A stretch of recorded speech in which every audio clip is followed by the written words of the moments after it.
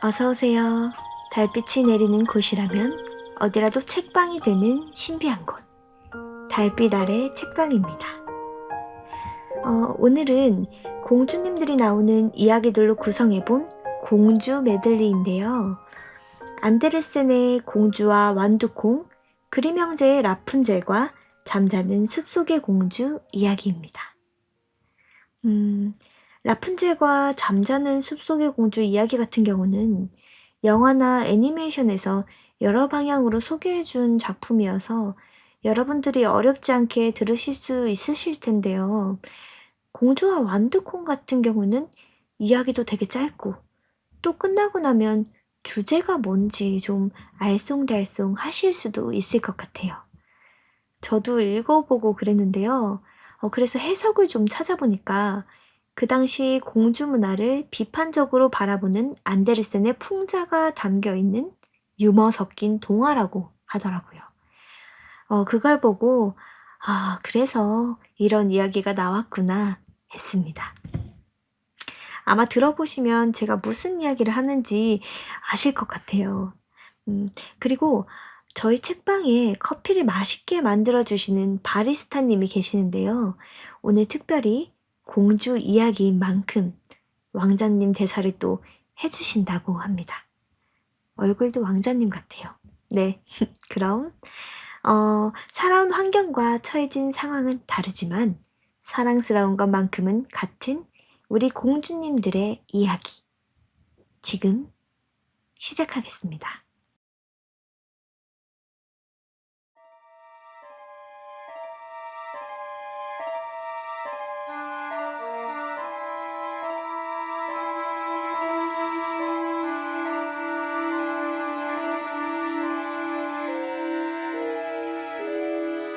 라푼젤. 오래도록 아이를 갖고 싶어 했던 한 남자와 여자가 있었습니다.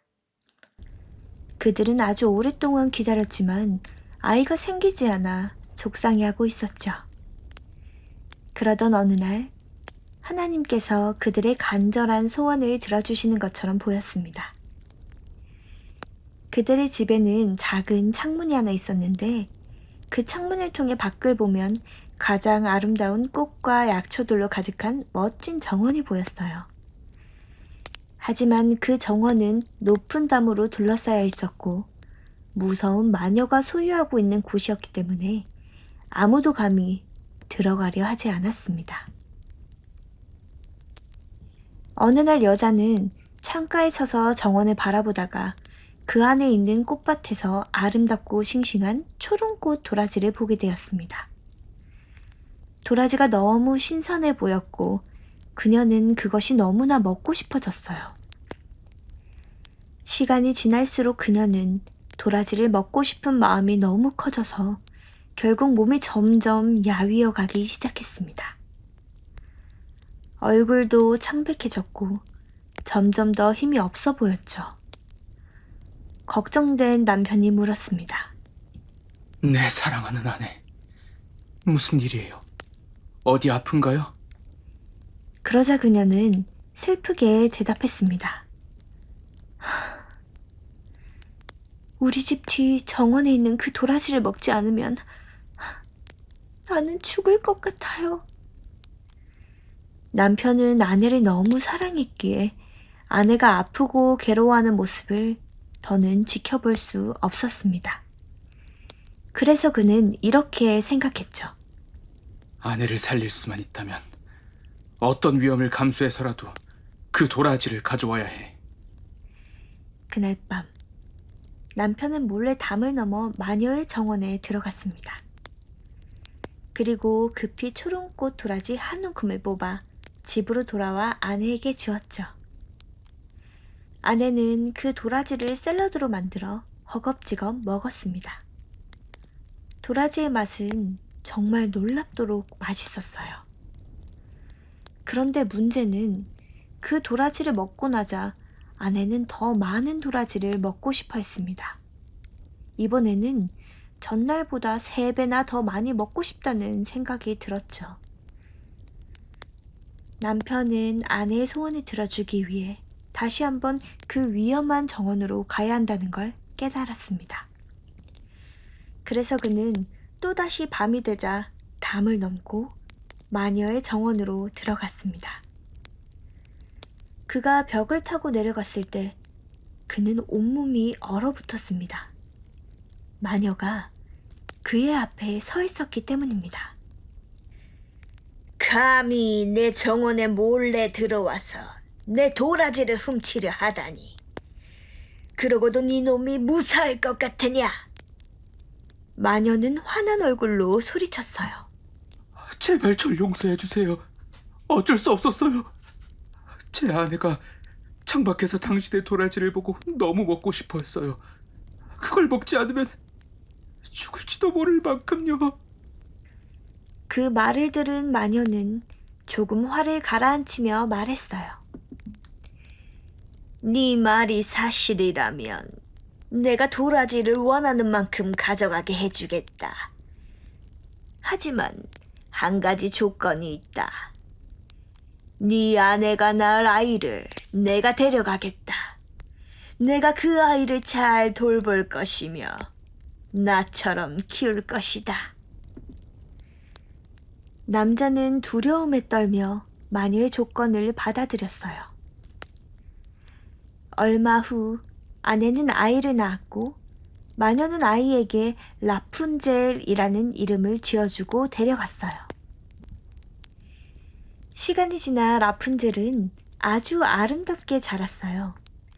그녀가 12살이 되었을 때 마녀는 라푼젤을 숲 한가운데 있는 높은 탑에 가뒀어요. 그 탑에는 계단도 없고 문도 없었으며 꼭대기 근처에 작은 창문 하나만 있었어요. 마녀가 들어가고 싶을 때는 탑 아래에서 소리쳤어요. 라푼젤, 라푼젤, 네 머리카락을 내려줘. 라푼젤은 금빛처럼 반짝이는 아주 긴 머리카락을 가지고 있었죠. 마녀가 부르면 라푼젤은 긴 머리를 풀어 창문 위에 있는 고리에 감고 따은 머리를 22m 아래로 내려다 주었어요. 그러면 마녀는 그 머리카락을 타고 탑 위로 올라갔답니다. 몇 년 후, 어느 날 왕자의 아들이 말을 타고 숲을 지나가다가 탑을 발견했어요. 그때 탑에서 아름다운 노랫소리가 들려왔어요. 그건 바로 라푼젤이 혼자 외로움을 달래며 노래를 부르는 소리였어요. 왕자는 그 목소리에 완전히 빠져들었어요. 그는 라푼젤을 만나고 싶었지만 탑에 문이 없어서 도무지 어떻게 올라가야 할지 몰랐어요. 그녀를 만날 수는 없었지만 그래도 왕자는 매일 숲으로 와서 라푼젤의 노래를 들었어요. 그러던 어느 날 왕자는 나무 뒤에 숨어 있다가 마녀가 탑에 오르는 것을 보았어요. 마녀가 탑 아래에서 외쳤죠. 라푼젤, 라푼젤, 네 머리카락을 내려줘. 그러자 라푼젤이 긴 머리를 내려주었고 마녀는 그걸 타고 올라갔어요. 왕자는 그걸 보고 나도 저걸 타고 올라갈 수 있겠어. 라고 생각했죠. 다음날 해가 지고 어두워졌을 때 왕자는 탑 밑으로 가서 마녀처럼 외쳤어요. 라푼젤, 라푼젤, 네 머리카락을 내려줘. 그러자 라푼젤이 머리카락을 내려주었고 왕자는 그걸 타고 탑 위로 올라갔어요. 왕자는 라푼젤에게 다정하게 말을 걸었어요. 네 목소리가 너무 아름다워서 매일 너를 보러 오지 않고는 못 견딜 것 같았어.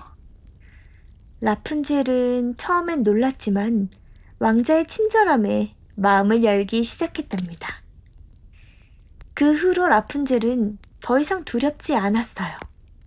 어느 날 왕자가 나와 결혼해 줄래? 라고 묻자 라푼젤은 그의 젊고 멋진 얼굴을 보며 생각했어요. 이 사람은 마녀 고델보다 나를 훨씬 더 사랑해 줄 거야.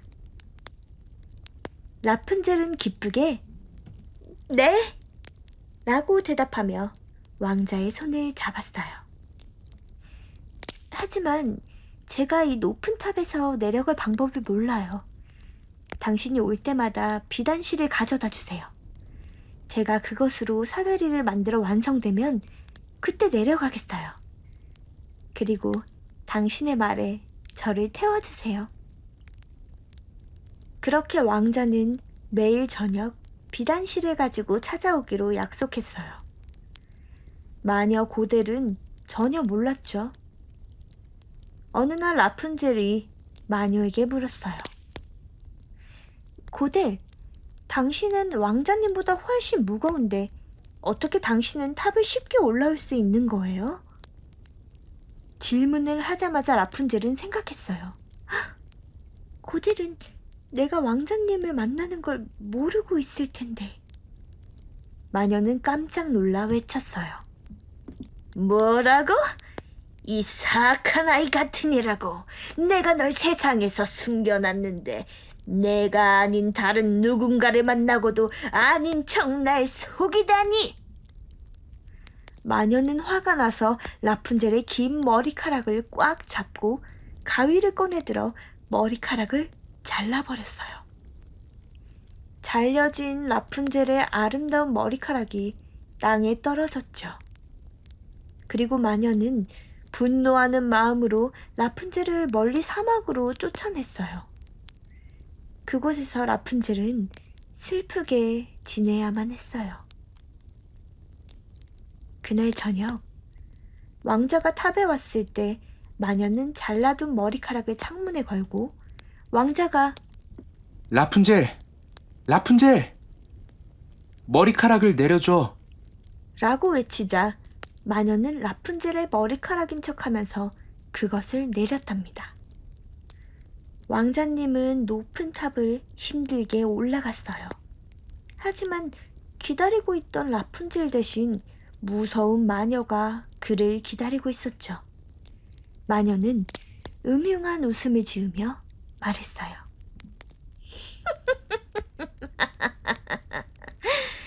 네 사랑하는 라푼젤을 찾으러 왔구나. 하지만 그 예쁜 새는 이제 둥지에서 노래하지 않을 거야. 고양이가 잡아갔고 너의 눈도 상처를 입을 거야. 이제 라푼젤을 다시는 못 볼 거다. 이 말을 들은 왕자님은 너무 슬퍼졌어요. 그는 큰 절망에 빠져 탑에서 뛰어내렸어요. 목숨은 간신히 건졌지만 땅에 떨어질 때 가시덤불에 찔려 두 눈을 다쳐 앞을 볼 수 없게 되었어요. 눈먼 왕자님은 숲속을 헤매며 나무 열매와 뿌리만 먹으며 슬픔에 빠져 지냈어요. 라푼젤을 잃었다는 생각에 매일 울며 눈물을 흘렸어요. 시간이 흐르고 흐른 어느 날, 왕자님은 눈이 먼 채로 숲을 떠돌다 사막에 다다랐어요. 거기에는 라푼젤이 살고 있었어요. 라푼젤은 왕자의 아이인 쌍둥이들과 함께 가난하게 살고 있었죠. 왕자님은 멀리서 누군가의 노랫소리를 듣고 그 목소리에 이끌려 다가갔어요. 그 목소리는 바로 라푼젤의 목소리였어요. 라푼젤은 왕자님을 알아보고 달려가 그의 목을 꽉 끌어안았어요. 그리고 너무나 기뻐서 눈물을 흘렸어요. 놀라운 일이 벌어졌어요. 라푼젤의 눈물이 왕자님의 두 눈을 적시자 마법처럼 왕자님의 시력이 돌아왔어요. 왕자님은 다시 눈을 뜨고 라푼젤을 볼 수 있게 되었죠. 기쁨에 가득 찬 왕자님은 라푼젤과 아이들을 데리고 그의 왕국으로 돌아갔어요. 그들은 그곳에서 오래오래 행복하게 살았답니다. 공주와 완두콩. 옛날 옛적 아주 멋진 왕자가 있었어요. 이 왕자는 꼭 공주와 결혼하고 싶었답니다. 하지만 그냥 공주가 아니라 진짜 공주여야만 했어요. 그래서 왕자는 온 세상을 돌아다니며 공주를 찾기 시작했어요. 여러 나라를 다니며 많은 공주들을 만났지만 진짜 공주는 아무리 찾아도 보이지 않았어요. 공주들이 없었던 건 아니에요. 많은 공주들이 있었지만 뭔가 마음에 들지 않았어요. 이 사람이 아니야. 내가 찾는 공주가 아니야. 라고 왕자는 생각했죠. 그래서 왕자는 슬픔에 빠져 고개를 푹 숙이고 집으로 돌아왔어요. 어느 날 저녁, 왕자가 성에서 우울하게 시간을 보내고 있을 때였어요. 갑자기 밖에서 끔찍한 폭풍이 몰아쳤어요. 번개가 치고 천둥이 울리고 비가 세차게 내렸어요. 왕궁은 마치 물에 잠길 것만 같았죠. 그런데 그때 성문을 두드리는 소리가 들려왔어요. 나이 많은 왕이 놀라서 문을 열었어요. 문 앞에는 한 소녀가 서 있었어요. 소녀는 온몸이 비에 젖어 물이 뚝뚝 떨어졌어요. 머리카락과 옷은 엉망이었고 신발은 물이 넘쳐 흘렀어요. 그런데 그 소녀가 이렇게 말하는 거예요. 저는 진짜 공주예요. 왕은 깜짝 놀라 소녀를 안으로 들였어요. 하지만 그 말이 정말일까요? 나이 많은 여왕은 속으로 생각했어요. 정말 이 아이가 진짜 공주일까? 그래서 여왕은 아무 말도 하지 않고 조용히 시험을 보기로 했답니다. 여왕은 하인들에게 커다란 침대를 준비하게 했어요. 그 침대는 특별했어요. 맨 밑에 아주 작은 완두콩 하나를 넣고 그 위에 20개의 매트리스를 쌓고 다시 그 위에 20개의 솜털 이불을 덮었어요. 이 침대에서 잠을 자면 알 수 있겠지. 여왕은 미소를 지으며 공주에게 말했어요. 이제 이 침대에서 푹 쉬렴. 그렇게 공주는 그 높은 침대에서 잠을 자게 되었어요. 다음날 아침이 되었을 때 여왕은 공주에게 물었어요. 어젯밤 잠은 잘 잤니? 그러자 공주는 피곤한 얼굴로 말했어요. 전혀요. 잠을 거의 못 잤어요. 침대가 너무 딱딱해서 몸이 너무 아팠어요. 내 몸이 멍투성이가 된 것 같아요. 아니, 대체 침대에 뭐가 있었던 거죠? 이 말을 듣고 여왕과 왕자는 깜짝 놀랐어요. 20개의 매트리스와 20개의 솜털 이불 아래 있던 완두콩을 느끼다니. 오직 진짜 공주만이 그렇게 예민할 수 있답니다. 결국 왕자는 드디어 진짜 공주를 찾았다는 사실을 알게 되었고 기쁨에 넘쳐 그녀와 결혼하게 되었어요. 그리고 그 작은 완두콩은 특별한 상자에 넣어 박물관에 전시되었답니다. 만약 아무도 훔쳐가지 않았다면 그 완두콩은 지금도 거기 있을 거예요. 이 이야기는 정말 실화일까요? 글쎄, 누가 알겠어요. 잠자는 숲속의 공주. 옛날 아주 오랜 옛날에 이렇게 매일 말하시는 왕과 왕비가 살고 계셨어요. 아기가 있었으면. 하지만 그들은 아기를 가지지 못했죠. 그러다가 우연히 한 번은 왕비께서 목욕을 하시는데 개구리 한 마리가 물에서 바닥으로 기어 나오더니 이렇게 말하는 거예요. 당신의 바람은 이루어지실 거예요. 1년이 가기 전 당신은 딸을 가지게 되실 거예요. 개구리가 했던 말은 실현되었어요.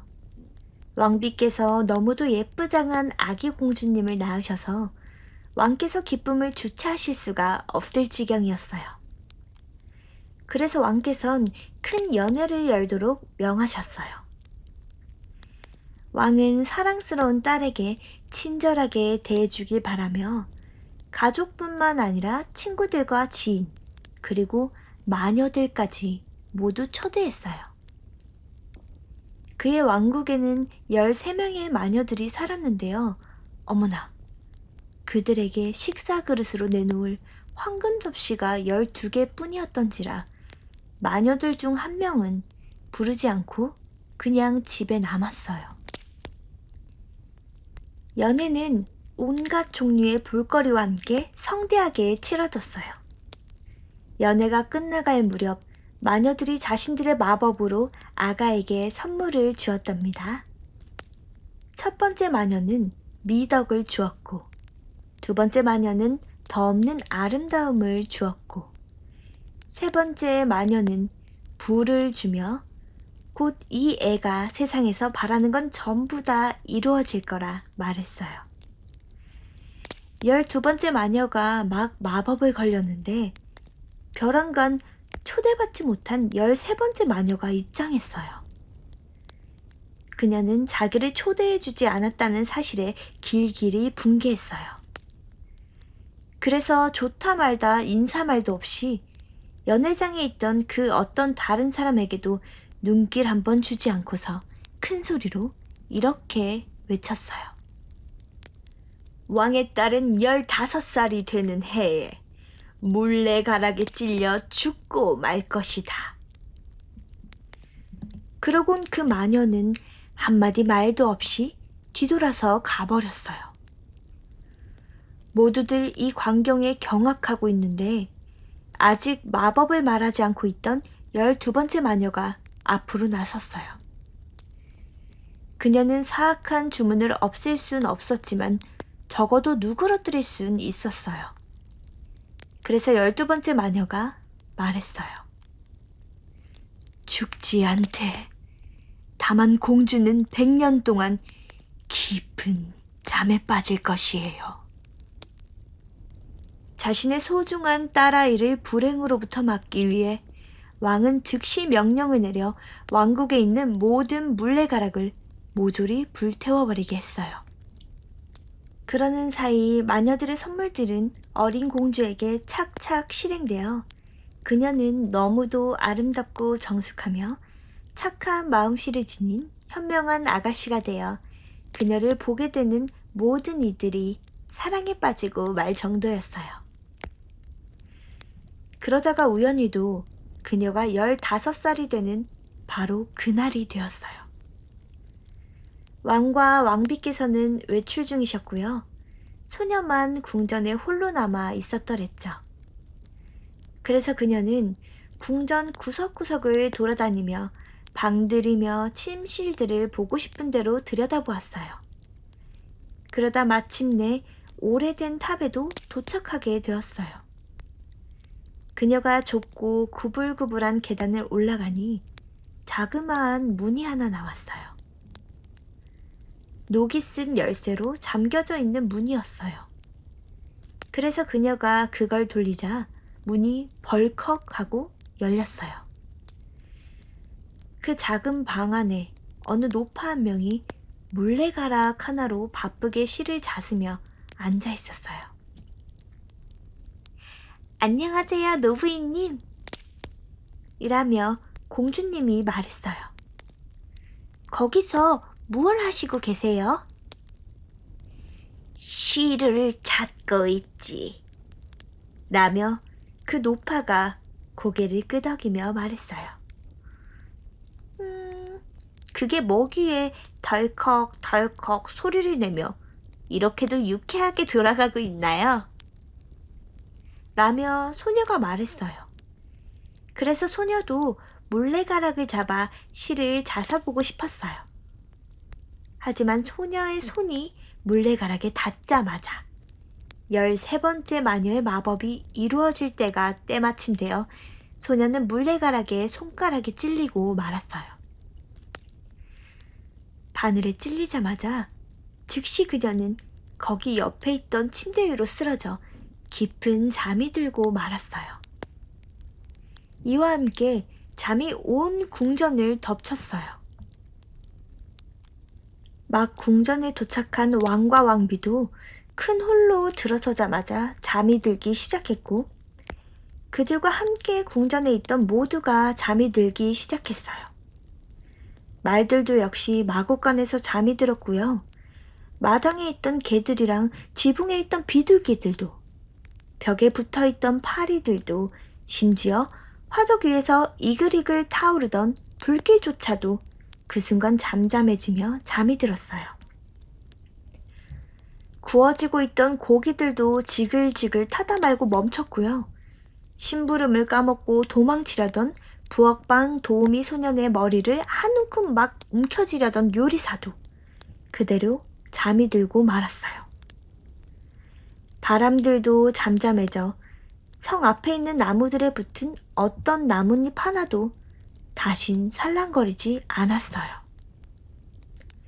그러자 성 둘레로 가시나무 울타리가 자라나기 시작해 매년 자꾸자꾸 높아져 마침내는 성을 통째로 완전히 가두고 말았어요. 그래서 성에 아무것도 보이지 않고 지붕 위에 달려있던 깃발조차도 밖에선 보이지 않았어요. 하지만 사랑스럽게 잠이 든 잠자는 숲속의 공주 이야기는 온 나라로 퍼져 이따금 이웃나라의 왕자님들이 와 가시나무 울타리를 통해 성까지 가보려고 노력했어요. 하지만 그들은 그게 불가능하다는 것만 알 뿐이었답니다. 왜냐면 가시나무들이 마치 살아있는 손들처럼 재빨리 사람들을 가두는 바람에 젊은이들은 안에 갇혀 오도 가도 못하고서 비참한 죽음을 맞이해야 했거든요. 오래고 오랜 세월이 흐른 후 왕자님 한 분이 이 나라에 들렸다가 한 노인으로부터 가시나무 울타리에 관한 이야기를 전해 들었어요. 그 얘기는 들장미 공주라 이름 붙여진 잠자는 숲속의 공주 한 분이 성 안에서 100년 동안이나 잠들어 계시다는 이야기였어요. 그녀와 함께 왕과 왕비 그리고 온 궁전이 잠들어 있다는 거예요. 왕자님도 역시 자신의 할아버지로부터 많은 왕자들이 벌써 가서 가시나무 울타리를 뚫고 성에 다다르려 애써 보았지만 가시나무 울타리 안에 갇혀 옴짝달싹 못하는 애처로운 죽음을 맞이했었다라는 얘기를 들었어요. 그러자 젊은이가 말했어요. 난 두렵지 않다. 내가 가서 그 잠자는 숲속의 공주를 만나보겠다. 노인은 그러지 말라고 설득해 보았지만 왕자님은 듣지 않으셨어요. 때마침 그때가 100년이 막 지난 때라 들장미 공주가 다시 깨어나기로 정해진 날이었어요. 왕자님이 가시나무 울타리 가까이로 가보니 가시나무는 온데간데 없고 크고 아름다운 꽃들만 조화롭게 서로서로 붙어 있었어요. 그 꽃들은 왕자님이 손끝 하나 다치지 않게 지나갈 수 있는 길을 열어주고는 왕자님이 지나가자 다시 가시나무처럼 뒤에서 길을 닫아주었어요. 성의 안뜰에 들어서니 말들이며 점박이 사냥개들이 누워 잠들어 있는 모습이며 지붕 위에 앉은 비둘기들이 고개를 자신들의 날개 쪽지 안에 파묻고서 잠들어 있는 모습이 보였어요. 그리고 왕자님이 궁전 안으로 들어서자 파리들은 벽 위에 붙어 잠자고 있었고 부엌에 있던 요리사는 여전히 부엌방 심부름 소년의 손을 움켜쥔 채 잠들어 있었고 시녀는 옆에 검은 암탉을 앉혀놓고 막 털을 뽑으려고 하던 예전 모습 그대로 잠이 들어 있었어요. 왕자님이 좀 더 들어가자 큰 홀이 나왔는데 궁전한 모든 사람들이 왕관을 쓴 왕과 왕비 옆에서 잠들어 있었어요. 왕자님이 좀 더 깊이 들어가 보니 숨소리도 들릴 만큼 모든 게 고요했어요. 그러다 마침내 왕자님이 그 탑에 도착해서 들장미 공주가 잠들어 있는 그 작은 방으로 통하는 문을 열었어요.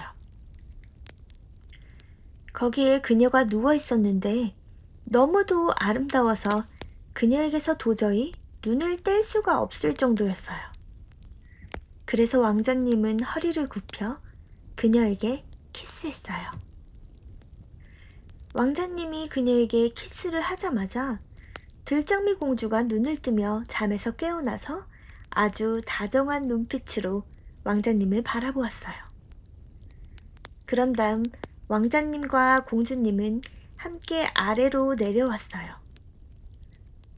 그와 함께 왕도 깨어나시고 왕비님도 깨어나고 온 궁전 안에 있던 사람들이 어리둥절해하며 서로를 쳐다보면서 잠에서 깨어났어요. 말들이 안뜰에서 일어나며 연신 고개를 푸드덕푸드덕 흔들었고요. 사냥개들이 깡충깡충 뛰며 꼬리를 연신 흔들어 보였고요. 지붕 위에 있던 비둘기들이 날개 쭉지에서 고개를 막 뽑아들곤 주변을 이리저리 돌아보더니 푸드덕 하늘로 날아올랐어요. 벽 위에 붙어있던 파리들이 다시 기어갔고요. 부엌에 있던 불길이 다시 깜빡깜빡 피어오르며 고기를 요리하기 시작하면서 요리사가 고기를 반대쪽으로 뒤집자 지글지글 소리를 내며 고기가 다시 구워졌어요. 그리고 요리사에게 귀 한쪽을 붙잡힌 부엌방 심부름꾼 소녀는 아파요! 라는 비명을 질렀고요. 시녀가 암탉의 털을 뽑자 암탉이 꼬꼬댁 거리기 시작했어요. 그런 다음 왕자님과 들장미 공주의 결혼식이 성대한 축하 행사와 함께 거행되었고요. 사람들은 오래도록 만족해하며 행복하게 잘 살았답니다.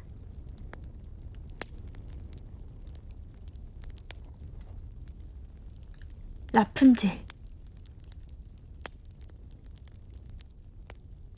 오래도록 아이를 갖고 싶어 했던 한 남자와 여자가 있었습니다. 그들은 아주 오랫동안 기다렸지만 아이가 생기지 않아 속상해하고 있었죠. 그러던 어느 날 하나님께서 그들의 간절한 소원을 들어주시는 것처럼 보였습니다.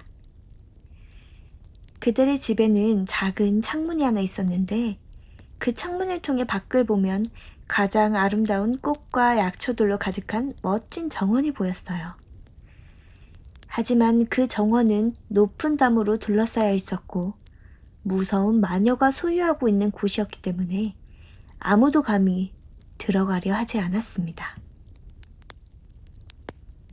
어느 날 여자는 창가에 서서 정원을 바라보다가 그 안에 있는 꽃밭에서 아름답고 싱싱한 초롱꽃 도라지를 보게 되었습니다. 도라지가 너무 신선해 보였고 그녀는 그것이 너무나 먹고 싶어졌어요. 시간이 지날수록 그녀는 도라지를 먹고 싶은 마음이 너무 커져서 결국 몸이 점점 야위어 가기 시작했습니다. 얼굴도 창백해졌고 점점 더 힘이 없어 보였죠. 걱정된 남편이 물었습니다. 내 사랑하는 아내, 무슨 일이에요? 어디 아픈가요? 그러자 그녀는 슬프게 대답했습니다. 우리 집 뒤 정원에 있는 그 도라지를 먹지 않으면 나는 죽을 것 같아요.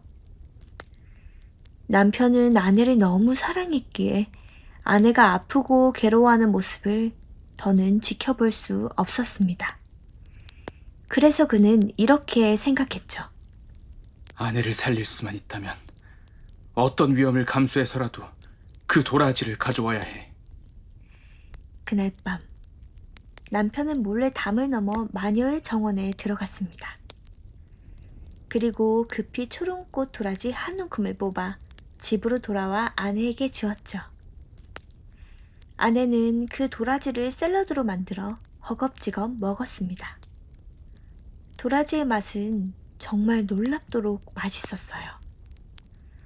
그런데 문제는 그 도라지를 먹고 나자 아내는 더 많은 도라지를 먹고 싶어 했습니다. 이번에는 전날보다 3배나 더 많이 먹고 싶다는 생각이 들었죠. 남편은 아내의 소원을 들어주기 위해 다시 한번 그 위험한 정원으로 가야 한다는 걸 깨달았습니다. 그래서 그는 또다시 밤이 되자 담을 넘고 마녀의 정원으로 들어갔습니다. 그가 벽을 타고 내려갔을 때 그는 온몸이 얼어붙었습니다. 마녀가 그의 앞에 서 있었기 때문입니다. 감히 내 정원에 몰래 들어와서 내 도라지를 훔치려 하다니. 그러고도 네 놈이 무사할 것 같으냐? 마녀는 화난 얼굴로 소리쳤어요. 제발 절 용서해 주세요. 어쩔 수 없었어요. 제 아내가 창밖에서 당신의 도라지를 보고 너무 먹고 싶어 했어요. 그걸 먹지 않으면 죽을지도 모를 만큼요. 그 말을 들은 마녀는 조금 화를 가라앉히며 말했어요.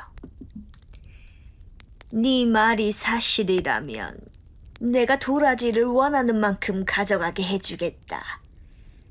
하지만 한 가지 조건이 있다. 네 아내가 낳을 아이를 내가 데려가겠다. 내가 그 아이를 잘 돌볼 것이며 나처럼 키울 것이다. 남자는 두려움에 떨며 마녀의 조건을 받아들였어요. 얼마 후 아내는 아이를 낳았고 마녀는 아이에게 라푼젤이라는 이름을 지어주고 데려갔어요. 시간이 지나 라푼젤은 아주 아름답게 자랐어요. 그녀가 12살이 되었을 때 마녀는 라푼젤을 숲 한가운데 있는 높은 탑에 가뒀어요. 그 탑에는 계단도 없고 문도 없었으며 꼭대기 근처에 작은 창문 하나만 있었어요. 마녀가 들어가고 싶을 때는 탑 아래에서 소리쳤어요. 라푼젤, 라푼젤, 네 머리카락을 내려줘. 라푼젤은 금빛처럼 반짝이는 아주 긴 머리카락을 가지고 있었죠. 마녀가 부르면 라푼젤은 긴 머리를 풀어 창문 위에 있는 고리에 감고 따은 머리를 22m 아래로 내려다 주었어요. 그러면 마녀는 그 머리카락을 타고 탑 위로 올라갔답니다. 몇 년 후 어느 날 왕자의 아들이 말을 타고 숲을 지나가다가 탑을 발견했어요. 그때 탑에서 아름다운 노랫소리가 들려왔어요. 그건 바로 라푼젤이 혼자 외로움을 달래며 노래를 부르는 소리였어요. 왕자는 그 목소리에 완전히 빠져들었어요. 그는 라푼젤을 만나고 싶었지만 탑에 문이 없어서 도무지 어떻게 올라가야 할지 몰랐어요. 그녀를 만날 수는 없었지만 그래도 왕자는 매일 숲으로 와서 라푼젤의 노래를 들었어요. 그러던 어느 날 왕자는 나무 뒤에 숨어 있다가 마녀가 탑에 오르는 것을 보았어요. 마녀가 탑 아래에서 외쳤죠. 라푼젤, 라푼젤, 네 머리카락을 내려줘. 그러자 라푼젤이 긴 머리를 내려주었고 마녀는 그걸 타고 올라갔어요. 왕자는 그걸 보고 나도 저걸 타고 올라갈 수 있겠어. 라고 생각했죠. 다음날 해가 지고 어두워졌을 때 왕자는 탑 밑으로 가서 마녀처럼 외쳤어요. 라푼젤, 라푼젤, 네 머리카락을 내려줘. 그러자 라푼젤이 머리카락을 내려주었고 왕자는 그걸 타고 탑 위로 올라갔어요.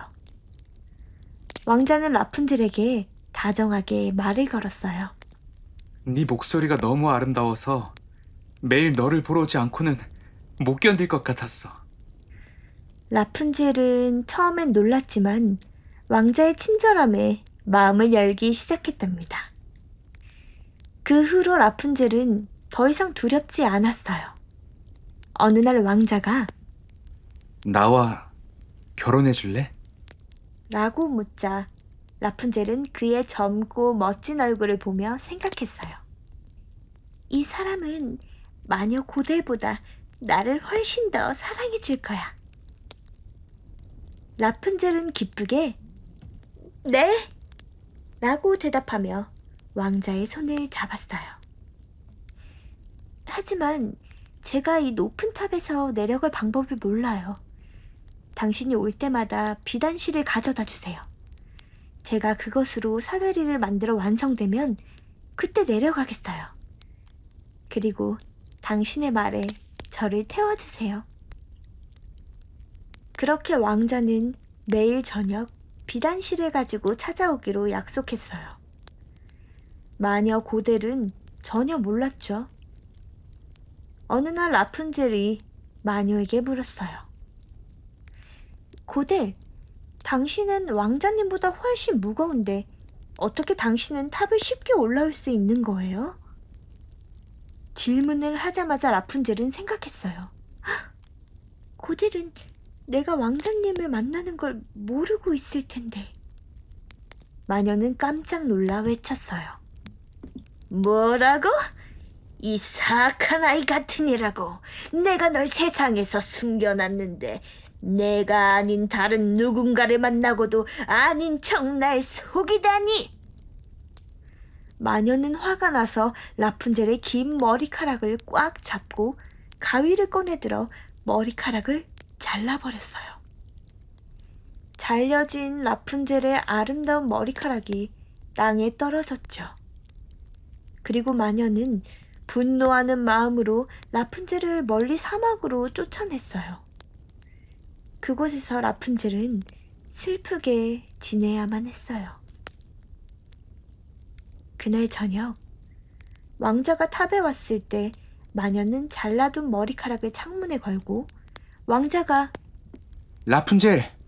라푼젤! 머리카락을 내려줘. 라고 외치자 마녀는 라푼젤의 머리카락인 척하면서 그것을 내렸답니다. 왕자님은 높은 탑을 힘들게 올라갔어요. 하지만 기다리고 있던 라푼젤 대신 무서운 마녀가 그를 기다리고 있었죠.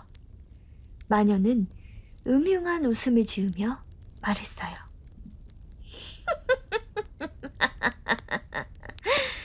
네 사랑하는 라푼젤을 찾으러 왔구나. 하지만 그 예쁜 새는 이제 둥지에서 노래하지 않을 거야. 고양이가 잡아갔고 너의 눈도 상처를 입을 거야. 이제 라푼젤을 다시는 못 볼 거다. 이 말을 들은 왕자님은 너무 슬퍼졌어요.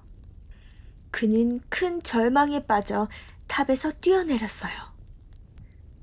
목숨은 간신히 건졌지만 땅에 떨어질 때 가시덤불에 찔려 두 눈을 다쳐 앞을 볼 수 없게 되었어요. 눈먼 왕자님은 숲속을 헤매며 나무 열매와 뿌리만 먹으며 슬픔에 빠져 지냈어요. 라푼젤을 잃었다는 생각에 매일 울며 눈물을 흘렸어요. 시간이 흐르고 흐른 어느 날, 왕자님은 눈이 먼 채로 숲을 떠돌다 사막에 다다랐어요. 거기에는 라푼젤이 살고 있었어요. 라푼젤은 왕자의 아이인 쌍둥이들과 함께 가난하게 살고 있었죠. 왕자님은 멀리서 누군가의 노랫소리를 듣고 그 목소리에 이끌려 다가갔어요. 그 목소리는 바로 라푼젤의 목소리였어요. 라푼젤은 왕자님을 알아보고 달려가 그의 목을 꽉 끌어안았어요. 그리고 너무나 기뻐서 눈물을 흘렸어요. 놀라운 일이 벌어졌어요. 라푼젤의 눈물이 왕자님의 두 눈을 적시자 마법처럼 왕자님의 시력이 돌아왔어요. 왕자님은 다시 눈을 뜨고 라푼젤을 볼 수 있게 되었죠. 기쁨에 가득 찬 왕자님은 라푼젤과 아이들을 데리고 그의 왕국으로 돌아갔어요. 그들은 그곳에서 오래오래 행복하게 살았답니다. 공주와 완두콩. 옛날 옛적 아주 멋진 왕자가 있었어요. 이 왕자는 꼭 공주와 결혼하고 싶었답니다. 하지만 그냥 공주가 아니라 진짜 공주여야만 했어요. 그래서 왕자는 온 세상을 돌아다니며 공주를 찾기 시작했어요. 여러 나라를 다니며 많은 공주들을 만났지만 진짜 공주는 아무리 찾아도 보이지 않았어요. 공주들이 없었던 건 아니에요. 많은 공주들이 있었지만 뭔가 마음에 들지 않았어요. 이 사람이 아니야. 내가 찾는 공주가 아니야. 라고 왕자는 생각했죠. 그래서 왕자는 슬픔에 빠져 고개를 푹 숙이고 집으로 돌아왔어요. 어느 날 저녁, 왕자가 성에서 우울하게 시간을 보내고 있을 때였어요. 갑자기 밖에서 끔찍한 폭풍이 몰아쳤어요. 번개가 치고 천둥이 울리고 비가 세차게 내렸어요.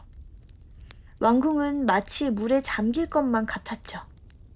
그런데 그때 성문을 두드리는 소리가 들려왔어요.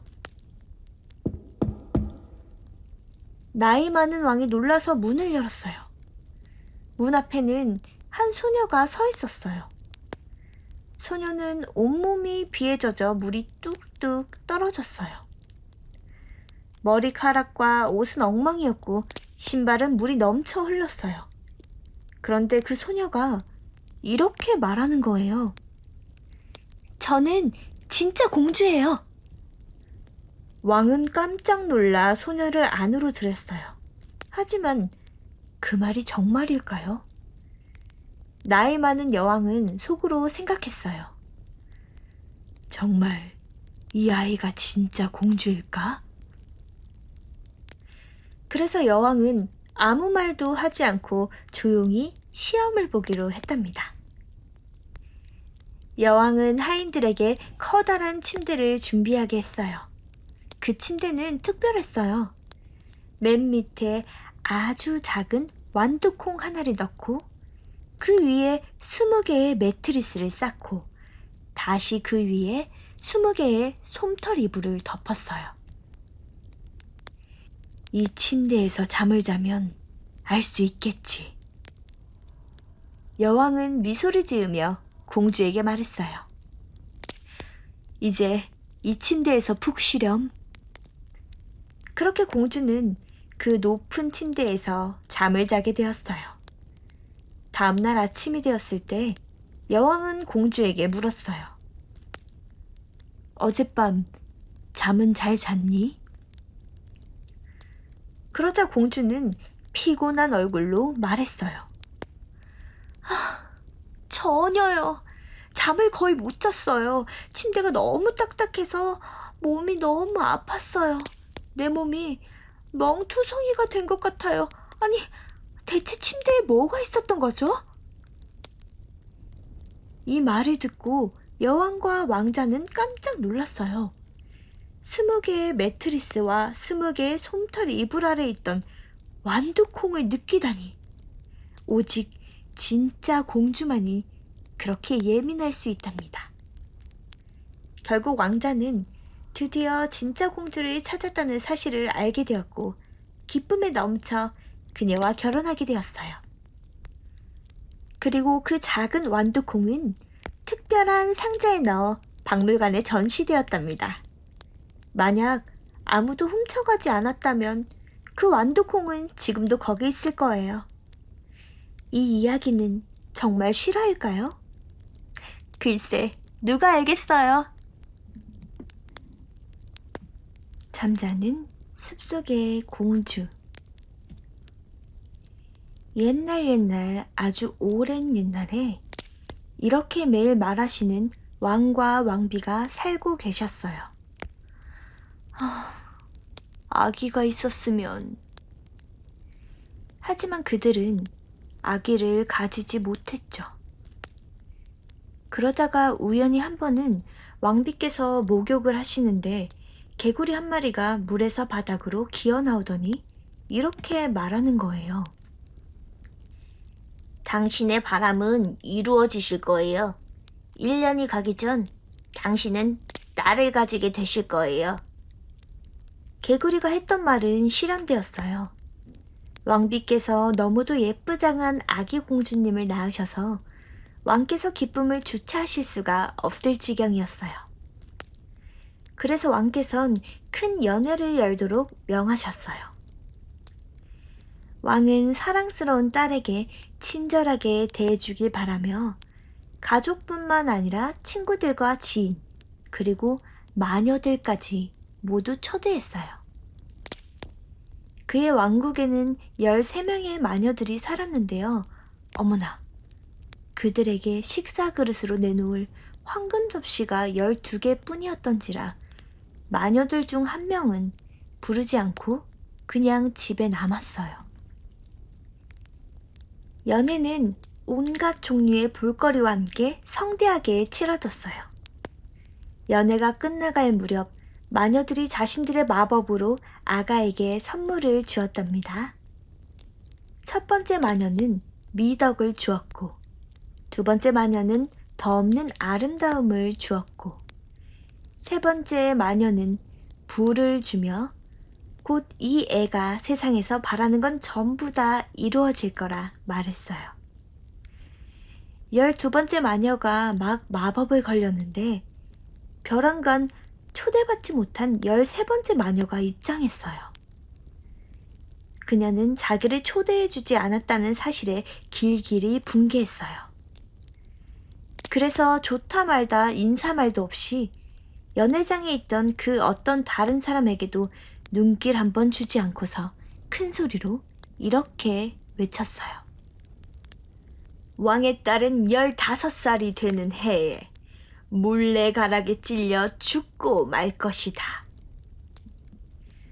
그러곤 그 마녀는 한마디 말도 없이 뒤돌아서 가버렸어요. 모두들 이 광경에 경악하고 있는데 아직 마법을 말하지 않고 있던 12번째 마녀가 앞으로 나섰어요. 그녀는 사악한 주문을 없앨 순 없었지만 적어도 누그러뜨릴 순 있었어요. 그래서 12번째 마녀가 말했어요. 죽지 않되 다만 공주는 100년 동안 깊은 잠에 빠질 것이에요. 자신의 소중한 딸아이를 불행으로부터 막기 위해 왕은 즉시 명령을 내려 왕국에 있는 모든 물레가락을 모조리 불태워버리게 했어요.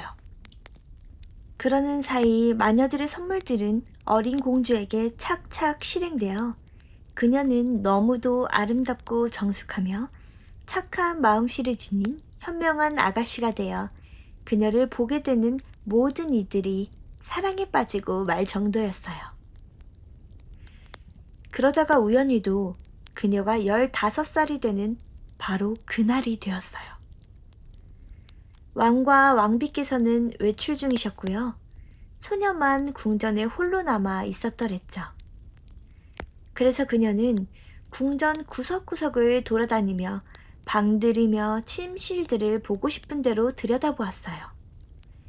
그러다 마침내 오래된 탑에도 도착하게 되었어요. 그녀가 좁고 구불구불한 계단을 올라가니 자그마한 문이 하나 나왔어요. 녹이 쓴 열쇠로 잠겨져 있는 문이었어요. 그래서 그녀가 그걸 돌리자 문이 벌컥하고 열렸어요. 그 작은 방 안에 어느 노파 한 명이 물레가락 하나로 바쁘게 실을 잦으며 앉아 있었어요. 안녕하세요, 노부인님. 이라며 공주님이 말했어요. 거기서 무얼 하시고 계세요? 시를 찾고 있지. 라며 그 노파가 고개를 끄덕이며 말했어요. 그게 먹이에 덜컥덜컥 소리를 내며 이렇게도 유쾌하게 돌아가고 있나요? 라며 소녀가 말했어요. 그래서 소녀도 물레가락을 잡아 실을 자사보고 싶었어요. 하지만 소녀의 손이 물레가락에 닿자마자 13번째 마녀의 마법이 이루어질 때가 때마침 되어 소녀는 물레가락에 손가락이 찔리고 말았어요. 바늘에 찔리자마자 즉시 그녀는 거기 옆에 있던 침대 위로 쓰러져 깊은 잠이 들고 말았어요. 이와 함께 잠이 온 궁전을 덮쳤어요.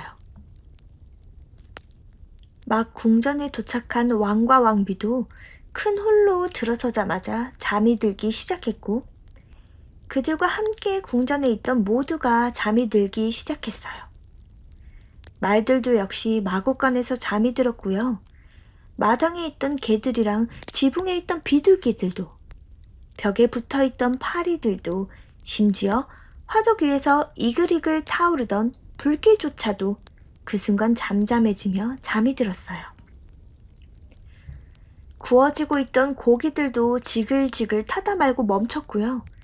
심부름을 까먹고 도망치려던 부엌방 도우미 소년의 머리를 한 움큼 막 움켜쥐려던 요리사도 그대로 잠이 들고 말았어요. 바람들도 잠잠해져 성 앞에 있는 나무들에 붙은 어떤 나뭇잎 하나도 다신 살랑거리지 않았어요. 그러자 성 둘레로 가시나무 울타리가 자라나기 시작해 매년 자꾸자꾸 높아져 마침내는 성을 통째로 완전히 가두고 말았어요. 그래서 성에 아무것도 보이지 않고 지붕 위에 달려있던 깃발조차도 밖에선 보이지 않았어요. 하지만 사랑스럽게 잠이 든 잠자는 숲속의 공주 이야기는 온 나라로 퍼져 이따금 이웃나라의 왕자님들이와 가시나무 울타리를 통해 성까지 가보려고 노력했어요. 하지만 그들은 그게 불가능하다는 것만 알 뿐이었답니다. 왜냐면 가시나무들이 마치 살아있는 손들처럼 재빨리 사람들을 가두는 바람에 젊은이들은 안에 갇혀 오도 가도 못하고서 비참한 죽음을 맞이해야 했거든요. 오래고 오랜 세월이 흐른 후 왕자님 한 분이 이 나라에 들렸다가 한 노인으로부터 가시나무 울타리에 관한 이야기를 전해 들었어요. 그 얘기는 들장미 공주라 이름 붙여진 잠자는 숲속의 공주 한 분이 성 안에서 100년 동안이나 잠들어 계시다는 이야기였어요. 그녀와 함께 왕과 왕비 그리고 온 궁전이 잠들어 있다는 거예요. 왕자님도 역시 자신의 할아버지로부터 많은 왕자들이 벌써 가서 가시나무 울타리를 뚫고 성에 다다르려 애써 보았지만 가시나무 울타리 안에 갇혀 옴짝달싹 못하는 애처로운 죽음을 맞이했었다라는 얘기를 들었어요. 그러자 젊은이가 말했어요. 난 두렵지 않다. 내가 가서 그 잠자는 숲속의 공주를 만나보겠다.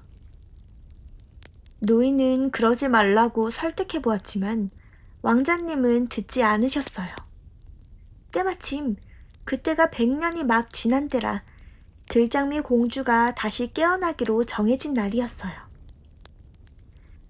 왕자님이 가시나무 울타리 가까이로 가보니 가시나무는 온데간데 없고 크고 아름다운 꽃들만 조화롭게 서로서로 붙어 있었어요.